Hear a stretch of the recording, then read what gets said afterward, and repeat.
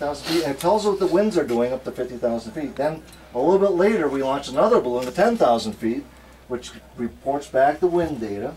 And then there's a white thing out there. When you get up to the launch pad, off to the left, there's this big round white thing about this high. That's called a SODAR. And it makes funny noises. It goes, you might hear it, I don't know if it's running or not. But what it does is it bounces sound off the atmosphere, and it can tell us what the winds are doing from the ground up to a mile.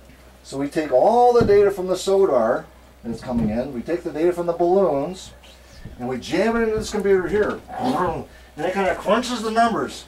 And it spins and spins and spins, and then we get two numbers out of it.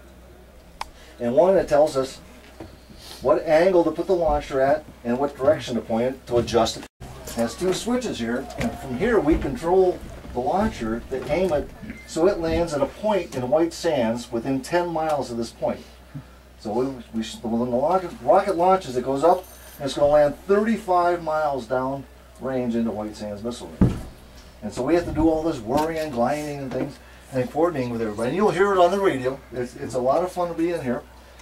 The rocket is really fast, really fast. It's going to go Mach 5.5. So Mach 5.5 is 5.5 times the speed of sound. The speed of sound at 1,000 feet is about 750 miles an hour. So it's 5.5 times 750, so it's like 4,000 some odd miles an hour it actually goes. Really, really fast.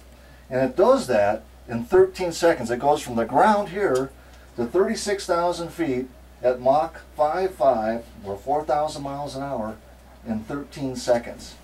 And then it coasts, so the motor burns out at that point, and it coasts for another 370,000 feet. It just keeps going because it's going so fast. It goes up, and that's in space, and it just kind of floats there. We separate it, and it drifts back in. But nothing really happens much because air is not very thin. It's really thin up there high. It doesn't get thick enough to even slow it down to around 30,000 feet.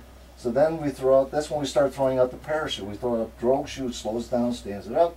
And then around a mile above the ground, we throw out the main parachute. It drifts in, it comes in, just touches the ground and lays over. So all your payloads are going to come back nice and safe and soft. And then after 13 minutes, we wait here where everything's happening. You won't hear much. You'll see the rocket take off, be a lot of noise, and that's when, after the motor burns out, it's going to be quiet. But you'll hear a few things on the radio. After 13 minutes, I'll get a report, whether it's up or whether it's down, or wherever it is. I'll call out, range is clear. The launch conductor will get on the Army helicopter, fly over to White Sands and get your payloads, and then we'll have a great flight, and all your stuff will come back. Anybody have any questions? Well, great. Thanks for coming. Have a great time. Thank you, sir. All right.